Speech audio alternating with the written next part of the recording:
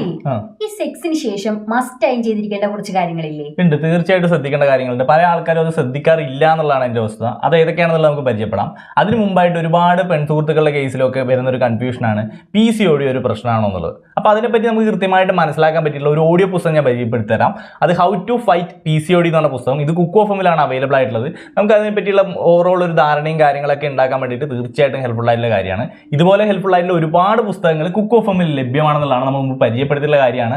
ഓരോ ആഴ്ചയിലും പുതിയ പുതിയ പുസ്തകങ്ങൾ വരുന്നുണ്ട്. നിങ്ങൾ വായിക്കാൻ ആഗ്രഹിക്കുന്ന പുസ്തകങ്ങൾ ഫ്രീ ആയിട്ടുള്ള സമയങ്ങളിൽ കേട്ട് ആസ്വദിക്കാനുള്ള അവസരമാണ്. ഇപ്പോഴാണെങ്കിൽ കിഡിലൻ ഓഫർ ഉണ്ട്. 7 ദിവസത്തേക്ക് ഫ്രീ ട്രയൽ ലഭ്യമാണെന്നുള്ളതാണ്. നിങ്ങൾക്ക് കേട്ടിട്ട് ഇഷ്ടപ്പെട്ട് കഴിഞ്ഞാൽ കണ്ടിന്യൂ ചെയ്താൽ മതി എന്നുള്ളതാണ്. എന്തായാലും നിങ്ങൾക്ക് ഇഷ്ടപ്പെടും.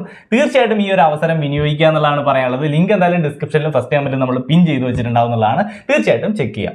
എനിവേ നമുക്ക് നമ്മുടെ ഈ ഒരു ടോപ്പിക്കിലോട്ട് വരികയാണെന്നുണ്ടെങ്കിൽ പല ആൾക്കാരും ചെയ്യാത്ത കാര്യങ്ങളാണ്. ഇപ്പോൾ സെക്സിന് ശേഷം യൂറിൻ പാസ് ചെയ്യുന്നത് എന്തുകൊണ്ടും നല്ലതാണ്. യൂറിൻ പാസ് ചെയ്യുകയാണെന്നുണ്ടെങ്കിൽ ചിലപ്പോൾ ചില ഇൻഫെക്ഷൻ സാധ്യതകളൊക്കെ ഒഴിവാക്കാൻ വേണ്ടി ഹെൽപ്ഫുൾ ആയിട്ടുള്ള കാര്യമാണ്. ഇപ്പോൾ UTI ഒക്കെ വരാനുള്ള സാധ്യതകളുണ്ട്.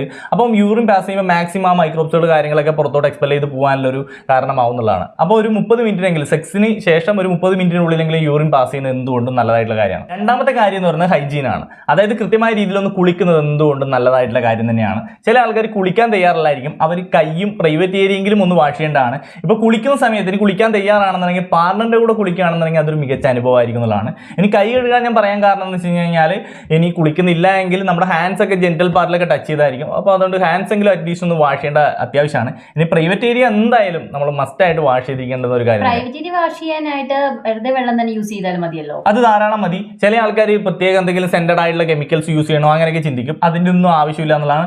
നല്ല പച്ചവെള്ളത്തിൽ വാഷ് ചെയ്താൽ മതി എന്നുള്ളതാണ്. ഇനി സോപ്പ് ഉപയോഗിക്കണമെന്നുണ്ടെങ്കിൽ മൈൽഡ് സോപ്പോ കാര്യങ്ങളോ ഉപയോഗപ്പെടുത്താവുന്നതാണ്. പിന്നെ ചില ആൾക്കാരുടെ കൺഫ്യൂഷനാണ് വെജൈനയുടെ ഉള്ളിലോട്ട് വാഷ് ചെയ്യണോ എന്നുള്ളത്. ഇപ്പം ഡൂഷിംഗ് എന്നൊക്കെ കേട്ടിട്ടുണ്ടാവില്ലേ, ഉള്ളിലോട്ട് വെള്ളമൊക്കെ കയറ്റിയിട്ട് വാഷ് ചെയ്യേണ്ട കാര്യങ്ങൾ. അപ്പോൾ അതിൻ്റെ ഒന്നും ആവശ്യം യഥാർത്ഥത്തിൽ ഇല്ല എന്നുള്ളതാണ്. വെജൈനയ്ക്ക് അതിൻ്റെതായ ഒരു സെൽഫ് ക്ലീനിങ് മെക്കാനിസം കാര്യങ്ങളും ഉണ്ട്. അതുകൊണ്ട് തന്നെ നമ്മളവിടെ സ്പെഷ്യൽ കെമിക്കൽസോ വെള്ളമോ ഒക്കെ ഉപയോഗിച്ച് വാഷ് ചെയ്തില്ലെങ്കിൽ ഒരു കുഴപ്പമില്ല എന്നുള്ളതാണ് അതിൻ്റെ ഒരു കാര്യം എന്നുള്ളത്.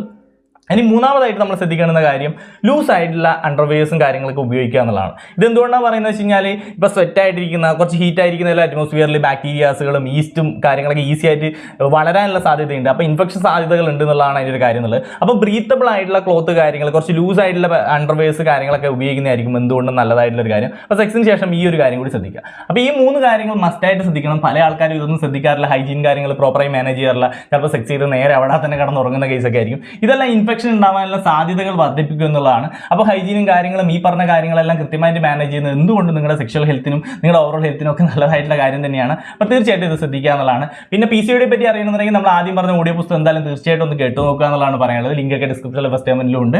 കൂടുതൽ ഇൻഫോർമേറ്റീവ് വീഡിയോസിനായി ഫോളോ ചെയ്തൊക്കെ മറക്കേണ്ട. ഈ ഒരു ഇൻഫർമേഷൻ മാക്സിമം ഷെയർ ചെയ്തുകൂടി കൊടുത്തേക്കുക എന്നുള്ളതാണ് പറയാനുള്ളത്. അപ്പോൾ മറ്റൊരു വീഡിയോ കാണാം. Bye guys.